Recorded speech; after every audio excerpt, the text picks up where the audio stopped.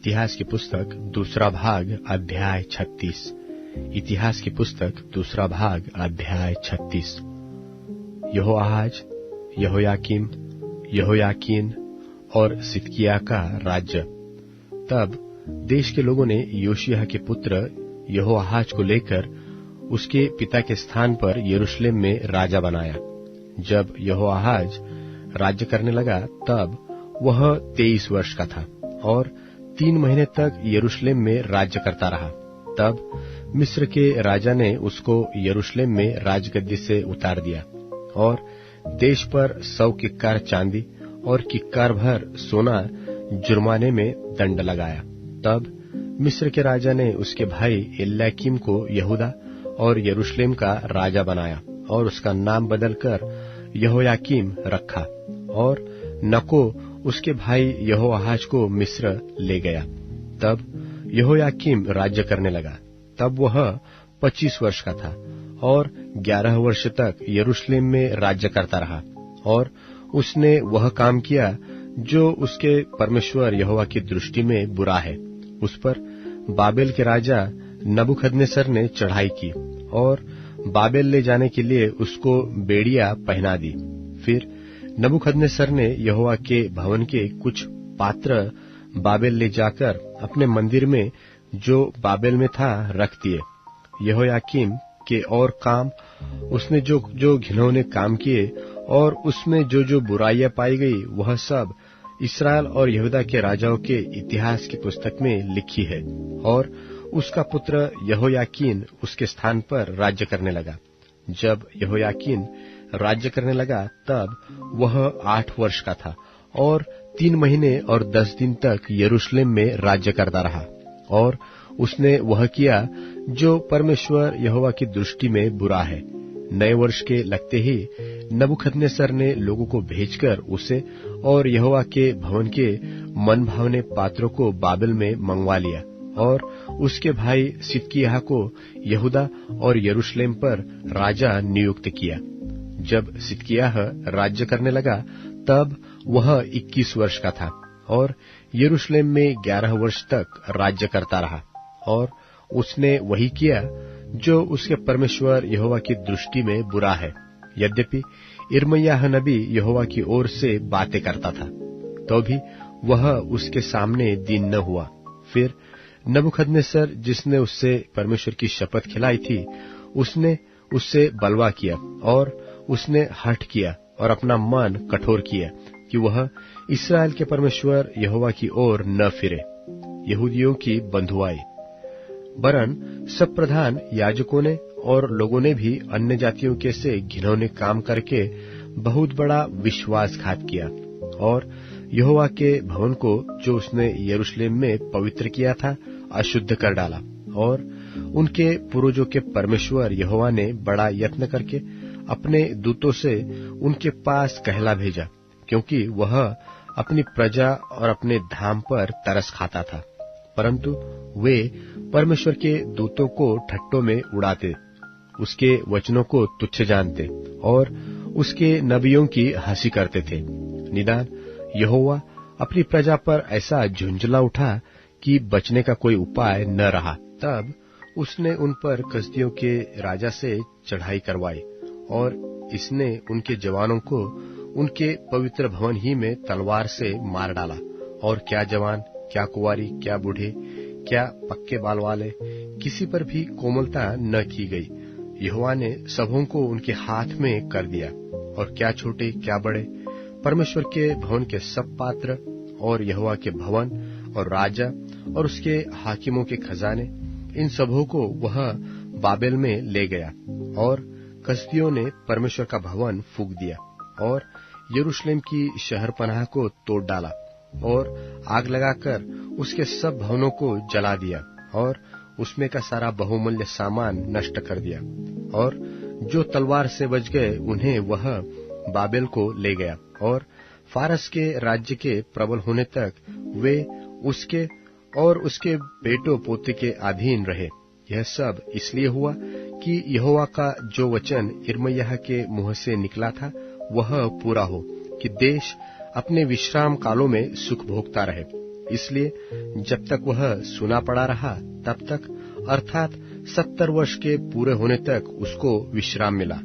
यहूदियों का फिर से भाग्यवान होना।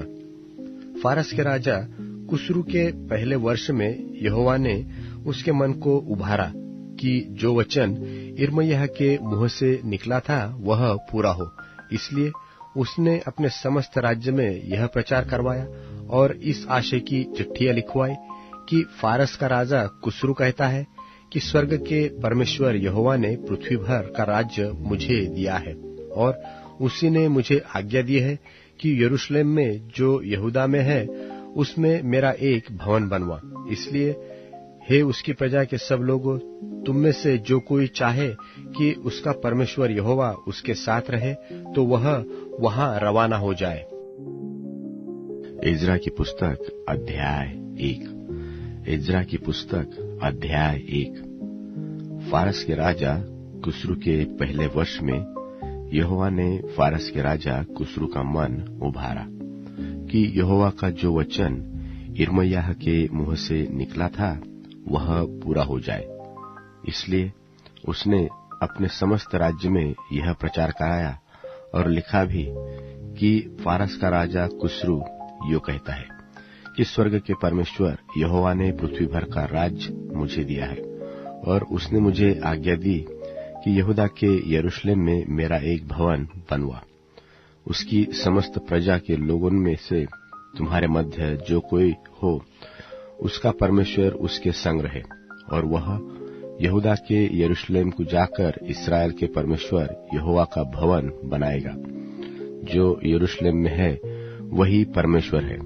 और जो कोई किसी स्थान में रह गया हो जहां वह रहता हो उस स्थान के मनुष्य चांदी, सोना, धन और पशु देकर उसकी सहायता करे और इससे अधिक परमेश्वर के यरूशलेम के भवन के लिए अपनी अपनी इच्छा से भी भेंट चढ़ाए। तब यहूदा और बन्यामीन के जितने पितरों के घरानों के मुख्य पुरुष और याजकों और लेवियों का मन परमेश्वर ने उभारा था कि जाकर यरूशलेम में यहोवा के भवन को बनाए, वे सब उठ खड़े हुए और उनके आसपास सब रहने वालों ने चांदी के पात्र, सेना, धन, पशु और अनमोल वस्तुएं देकर उनकी सहायता की। यह उस सबसे अधिक था जो लोगों ने अपनी अपनी इच्छा से दिया। फिर यहोवा के भवन के जो पात्र नबूकदनेस्सर ने यरूशलेम से निकालकर अपने देवता के भवन में रखे थे, उनको कुस्रू राजा ने मिथुदात खजांची से निकलवाकर यहूदियों के शेष बस्सर नाम प्रधान को गिनकर सौंप दिए। उनकी गिनती यह थी कि अर्थात सोने के 30 और चांदी के 1000 परात और 29 छुरी, सोने के 30 और मध्यम प्रकार के चांदी के 410 कटोरे और प्रकार के पात्र 1000। सोने चांदी के पात्र सब मिलकर 5400 थे। इन सबों को शेशबक्सर उस समय ले आया जब बंधुए बाबेल से यरूशलेम को आए। इज़रा की पुस्तक अध्याय 2। इज़रा की पुस्तक अध्याय 2। जिनको बाबेल का राजा नबूकदनेस्सर बाबेल को बंधुआ करके ले गया था, उनमें से प्रांत के जो लोग बंधुआई से छूटकर यरूशलेम और यहूदा को अपने अपने नगर में लौटे, वह ये है। ये जरुब्बाबेल, यीशु, नहम्याह, सरायाह, रेलायाह, मोर्देकै के बिलशान, मिस्पार, बिगैवे, शक्रहूम और बानाक के संग आए। इस्राएली प्रजा के मनुष्यों की यह गिनती है, अर्थात परोश की संतान 2172, शपत्याह की संतान 372, आरह की संतान 775, पहत-मोआब के संतान यीशु और योआब की संतान में से 2812, इलाम की संतान 1254, जत्तू की संतान 945, जक्कै की संतान 760, बानी की संतान 642, बैबे की संतान 623, अजगाद की संतान 1222, अदोनिकाम की संतान 666, बिगवई की संतान 2056, आदिन की संतान 454, यहिजकिया की संतान आतेर की संतान में से 98, बैसी की संतान 323, योरा के लोग 112, हाशुम के लोग 223, गिब्बार के लोग 95, बेतलहेम के लोग 123, नतोपा के मनुष्य 56, अनातोस के मनुष्य 128, अज्जावेत के लोग 42, किर्यतारिम, कपिरा और बेरोत के लोग 743, रामा और गेबा के लोग 621, सिकमास के मनुष्य 122, बेतेल और एके के मनुष्य 223, नबो के लोग 52, मगबीस की संतान 156, दूसरे एलाम की संतान 1254, हारिम की संतान 320, लोद, हादीद और ओनो के लोग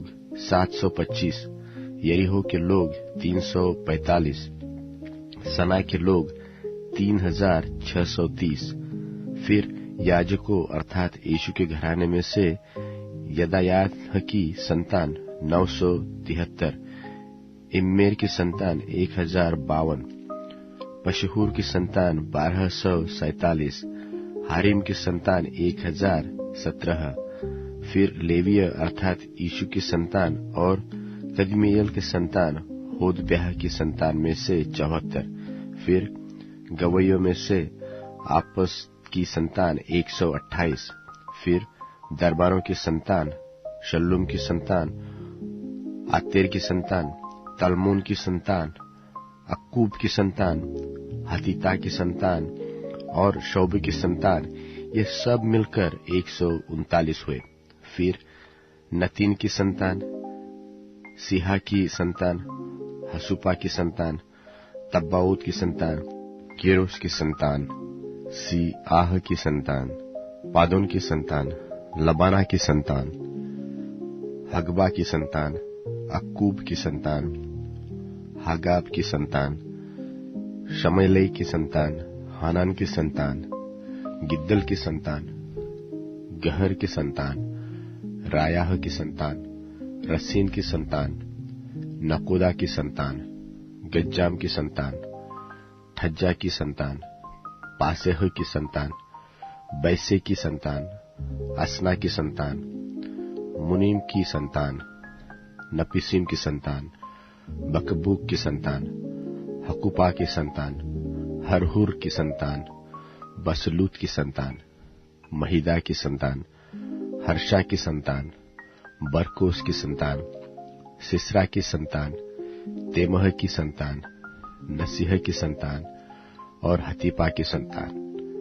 फिर सुलेमान के दासों की संतान, सौते की संतान, हसोपेरेत की संतान, परुदा की संतान, याला की संतान, दरकोन की संतान, गिद्देल की संतान, शपत्याह की संतान, हत्तील की संतान, पोकरे तसबाईस की संतान और यामी की संतान, सब नतीन और सुलेमान के दासों की संतान 352 थे।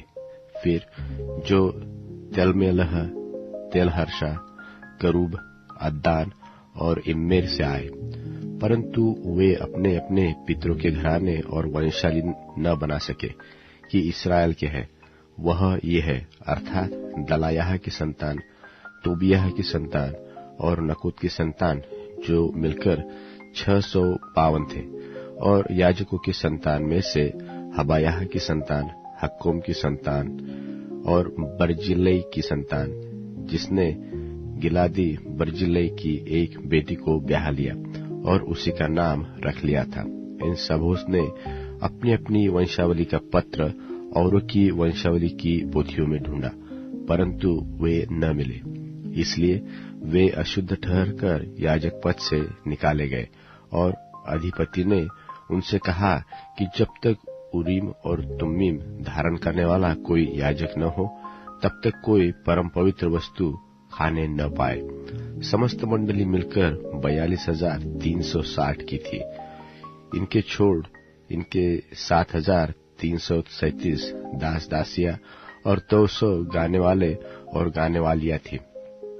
उनके घोड़े 736, खच्चर 245, ऊंट 435 और गधे 6,720 थे। और पितरों के घरानों के कुछ मुख्य पुरुष ने जब यहोवा के भवन को जो यरूशलेम में है आए, तब परमेश्वर के भवन को उसी के स्थान पर खड़ा करने के लिए अपनी अपनी इच्छा से कुछ किया।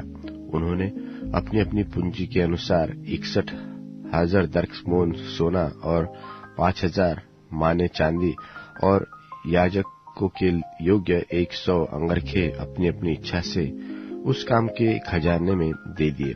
तब याजक और लेवीय और लोगों में से कुछ और गवैये और द्वारपाल और नपीन लोग अपने नगर में और सब इस्राएली अपने अपने नगर में फिर बस गए।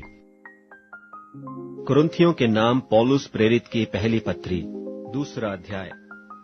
और हे भाइयों, जब मैं परमेश्वर का भेद सुनाता हुआ तुम्हारे पास आया, तो वचन या ज्ञान की उत्तमता के साथ नहीं आया, क्योंकि मैंने यह ठान लिया था कि तुम्हारे बीच यीशु मसीह वरन क्रूस पर चढ़ाए हुए मसीह को छोड़ और किसी बात को न जानूं।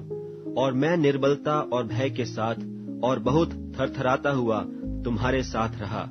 और मेरे वचन और मेरे प्रचार में ज्ञान की लुभाने वाली बातें नहीं, परंतु आत्मा और सामर्थ का प्रमाण था, इसलिए कि तुम्हारा विश्वास मनुष्यों के ज्ञान पर नहीं, परंतु परमेश्वर की सामर्थ पर निर्भर हो।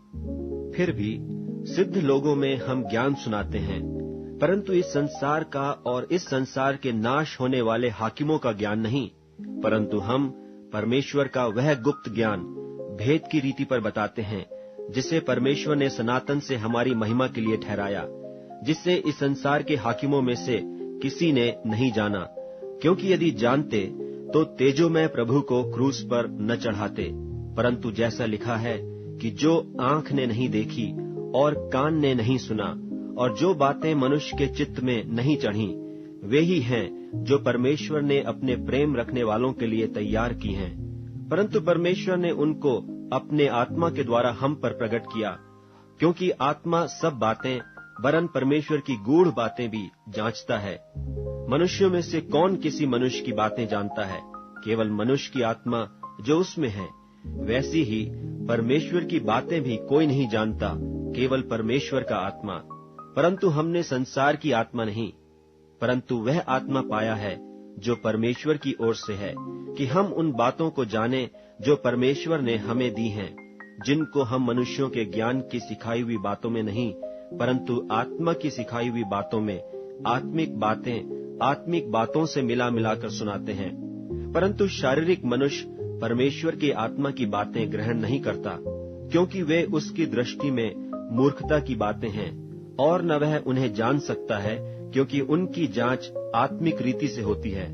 आत्मिक जन सब कुछ जांचता है, परंतु वह आप किसी से जांचा नहीं जाता, क्योंकि प्रभु का मन किसने जाना है कि उसे सिखलाए? परंतु हम में मसीह का मन है।